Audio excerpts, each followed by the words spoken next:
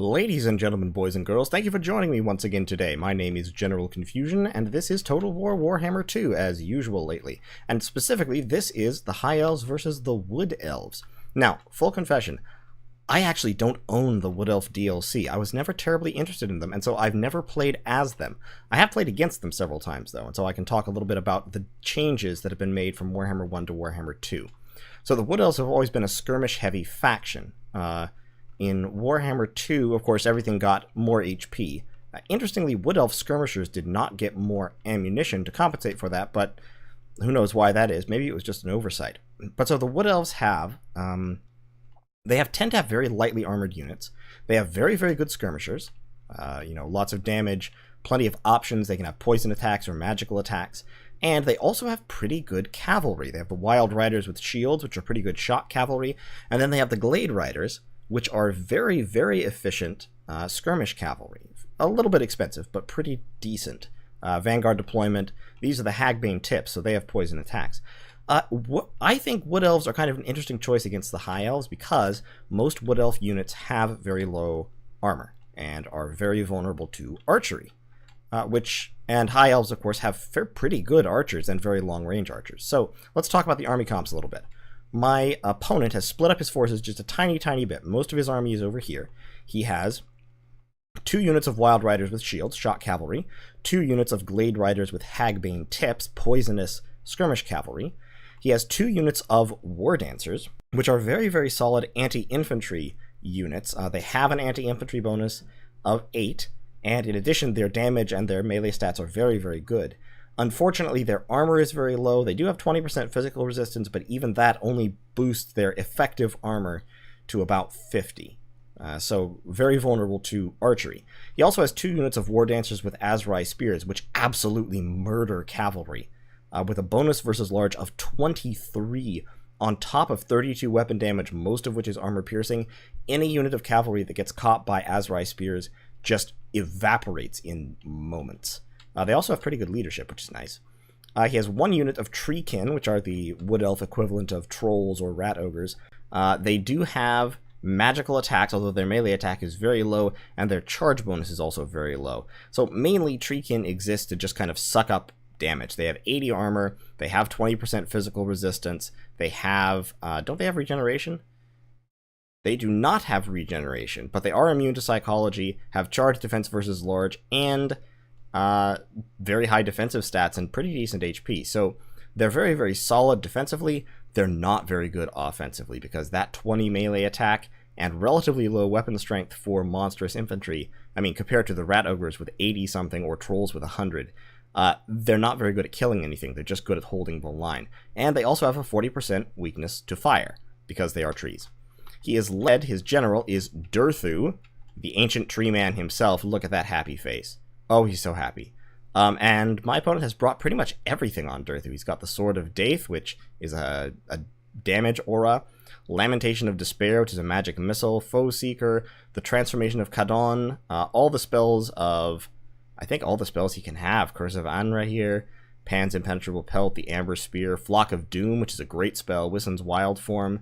He has basically Arcane Conduit, and the Beast feature, the Wild Heart, which is basically another Arcane Conduit whenever you cast. And then he has all of Durthu's normal features, including physical resistance, missile resistance, blah blah blah. Durthu's very, very strong. Unfortunately, he's also a large target, and once again, he's weak to fire. And then, way over here, the last unit, my opponent has Vanguard deployed to be sneaky, a unit of Deepwood Scouts with Swift Shiver Shards. So, Swift Shiver Shards basically, say that 5 times fast, by the way, basically decrease the Deepwood Scouts' range in exchange for giving them a ton of damage because they fire 2 projectiles at once.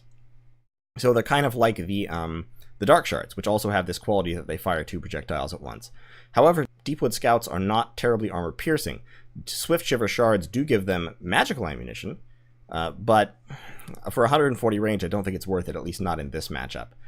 Deepwood Scouts, very bad in melee, of course.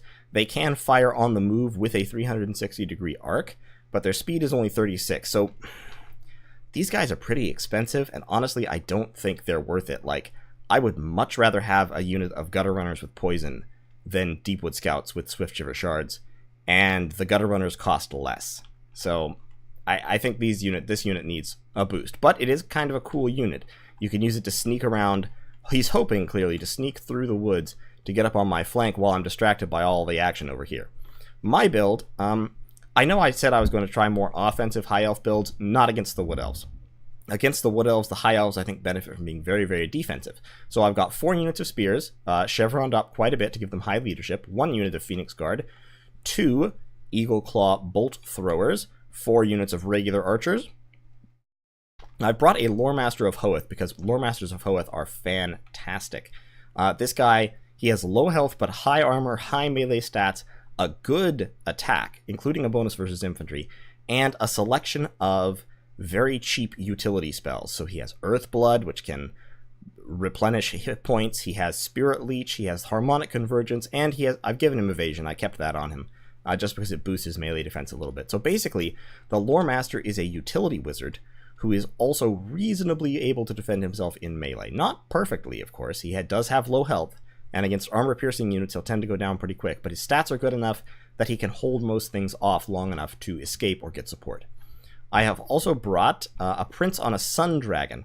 I brought the Sun Dragon basically specifically because he does fire damage, and I think the Sun Dragon, honestly, he's pretty good. I mean, the Dragon's Breath for the Sun Dragon does a lot of damage versus units, versus infantry, or even monstrous units. It's not quite as focused as like the Star Dragon or the Moon Dragon Breath, but it still does quite a bit of damage, and the Sun Dragon is cheaper. Stats a little bit lower than the other dragons, but still respectable, and he can still fly. And that's kind of what I wanted him. I wanted a flying, terror-causing monster. The breath is a good plus, and I didn't need him to be the very, very most powerful he could be. I needed him to be a little bit cheaper. I have also taken 2 Tyrannok Chariots.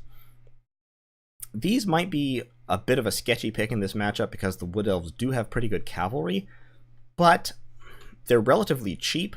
They have a good ranged attack, and they have a big bonus versus infantry. So what I was thinking was, I'm thinking the Wood Elves are going to go with War Dancers in order to counter the High Elf infantry, because War Dancers are very, very good against infantry.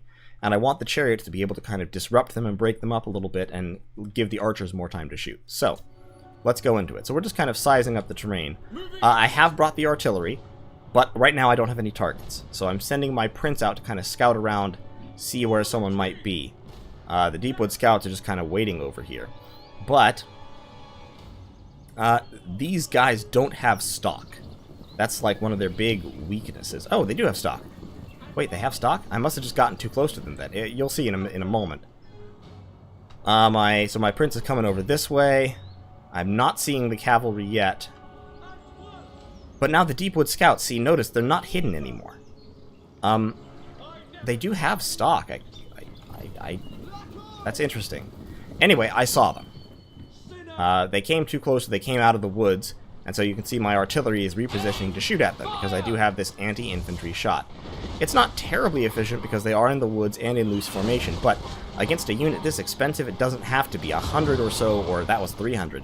A couple hundred damage a shot is perfectly good.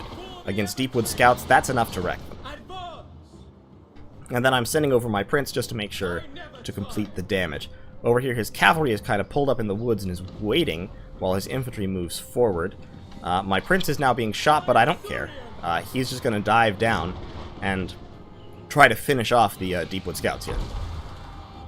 They really don't have the damage to stop him, and of course they're going to be terrified. So, the Deepwood Scouts are kind of on the way out. The rest of the Wood Elf army was sitting still, but now the cavalry is moving forward to try and save them. I have put my Phoenix Guard over here, because I saw the cavalry a little bit earlier. So the Deepwood Scouts are now routing. My Prince is going to pull out while the artillery continues firing at them. Just do a little bit more damage. Over here, the cavalry is trying to open up and get around me. The Phoenix Guard are taking some damage, especially from the Glade Riders with Hagbane tips, but my archers are pouring on damage in return. The Wild Riders do have shields, but right now their shields aren't turned towards me. So the Phoenix Guard taking some hits. The Wild Riders are also taking hits. I'm trying to move my Spearmen over to intercept. I'm not quite going to intercept, but it's going to work out fine because when the Wild Riders charge in, they are going to run straight into the Spearmen. So they get into the archers, they do some damage, but the Spearmen are right there, and the Wild Riders are instantly taking a ton of damage because Wild Riders have very low armor. It's only 40 points, and they're still getting shot by this unit of archers. My other spearmen are now coming out along with the Phoenix Guard to kind of zone the enemy away, while my prince chases off these Glade Riders. My chariots are also moving up to get some ranged attacks in, and that long range of the archers is really doing work for me. These Glade Riders are getting ripped apart from a long way away from the army. The prince is flying here. Interestingly, the stagger animation from being hit by arrows interrupts the breath attack. I was trying to use the breath attack here, wasn't doing a whole lot. The artillery is now firing on the Glade Riders, and it actually, that anti-infantry shot actually does respectably against cavalry. It's not the very most efficient, but it still works, and I've got plenty of ammunition at this point. So, these Wild Riders got in and managed to destroy one unit of my archers, but they're also wavering because they've taken so much damage from the spears and the other archers. So they're going to get one little tiny charge into the Eagle Claw Bolt Throwers and then rout. Over here, the Glade Riders, this unit of Glade Riders is routing from range damage. This unit of Glade Riders is getting peppered by the artillery and by my archers and by my Tyrannok chariots, which are actually quite effective ranged units against cavalry because they have high missile damage. So you can see their missile damage here is, I mean, they're poisoned right now, so it's lower. Even so, it's 100 because they fire several shots per volley. So these Glade Riders have pulled back into the woods in an effort to defend themselves. They're still not defending themselves very well. I just have too much ranged power. And the Wild Riders are melting as they turn their shields away from my horde of archers. They're going to try to charge into the chariots, but the chariots are tough enough that their charge is not going to do enough damage to save them, or even really to compensate for their loss. Over here, the Deepwood Scouts are still alive, but they're not being microed, and there's few of them left. There's few enough of them left that I'm not too worried. So now with his cavalry mostly destroyed, this was a case of poor coordination here. With the cavalry mostly destroyed, the War Dancers are now coming out of the woods along with the Treekin. But since I've taken care of all the flanking threats pretty effectively, I can just shift my whole line to meet them. He dropped Pan's Impenetrable Pelt on those Wild Riders, which was a little bit too late because it didn't save them from shattering. So the Wild Riders are gone. My archers, meanwhile, are doing immense damage to the War Dancers with Azrai Spears, just really breaking them down before the fight ever starts. What I don't want is, I don't want them able to kill my chariots or my prince. The chariots, meanwhile, are running through these War Dancers, pulling them away, creating distraction. War Dancers with Azrai Spears already broken over here. I should have changed my artillery to large shot. I think I did it. I think I targeted them on the Treekin and changed to large shot. My prince is getting peppered by the Deepwood Scouts. Now, they are doing some damage, but not enough to compensate for that. The prince just blasted down two of the Treekin in one volley of fire breath. Durthu is standing here. I'm not sure what he's doing, but the prince is going to dive on him, get a little damage off, and then realize that that is not a fight he really wants to be in, because Durthu is very frightening in combat. The War Dancers are routing. The Phoenix Guard are charging into these War Dancers, while the Tyrannok chariots provide supporting fire. He's summoned a Feral Manticore, but a low-armored flying monster is not going to do well in this environment. With all this artillery and archer fire, and charging into the Phoenix Guard is a very poor decision for a giant monster. So the infantry is routed off. The Treekin are just kind of standing around. I think he's trying to micro his archers, but the archers are just getting absolutely destroyed, as are the Azrai Spears. So really all that's left at this point is Durthu and the Manticore.